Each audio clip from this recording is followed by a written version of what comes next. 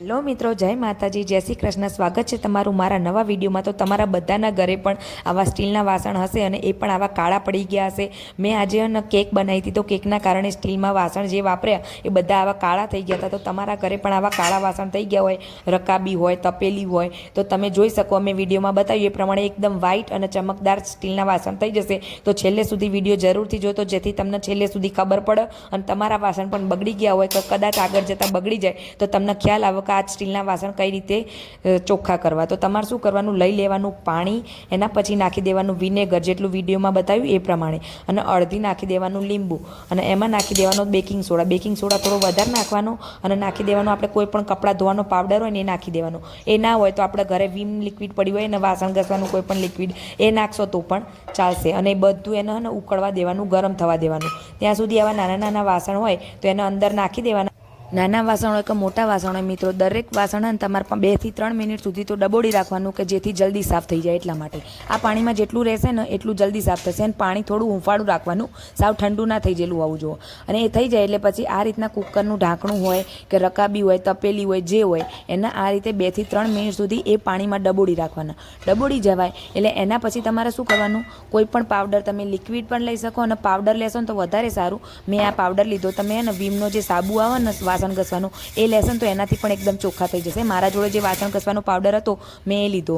તમે વિડીયોમાં જોઈ જોજો છેલ્લે સુધી. મેં કોઈ ખોટી રકાબી બદલી નહીં. તમે જોઈ જોજો, હું તમને બતાવીશ કે ભાઈ ખાલી વિડીયો બનાવવા માટે મેં સાફ નહીં કર્યા. તમને બતાવું કે તમે પણ કાલ ઉઠીને કરશો તો તમારા બધા વાસણ ચોખ્ખા થઈ જશે. અને સ્ટીલના વાસણ એકદમ એક નવા લાયા હોય ને એવા ચમકવા મળશે. તમે રકાબી જોઈ શકો જેટલી કાળી હોય, તો એને મેં આ રીતના ઘસીને તો કેટલી ધોળી થાય ને આગળ તમે જોજો.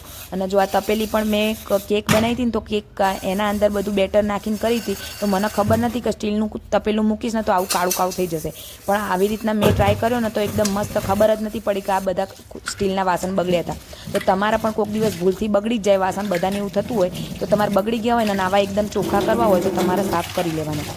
તો જો આ રીતના મેં તપેલી ધોઈ, રકાબી તો તમે જોઈ લો રકાબી કેવી હતી, કેવી થઈ ગઈ. અને તમે જો અમે બદલી નહીં રકાબી, અંદર થોડા થોડા તો રહી ગયા, પણ 1-2 વાર હું હજી કરીશ એટલે એ રકાબી એકદમ ચોખ્ખી થઈ જશે. અને આ પાછળનું રહ્યું ને એ અલગ હોય એટલે એને અલગ રીતે સાફ કરવું પડે.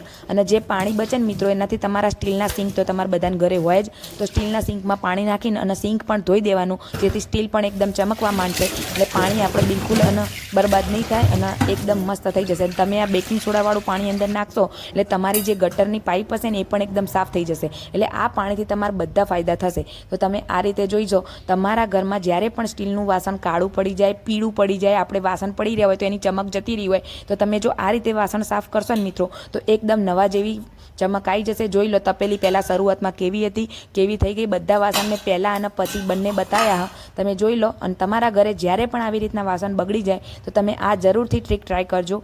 આ મેં ટ્રાય કર્યું અને 100% કામ કરે, એટલા માટે જ મેં તમને કીધું.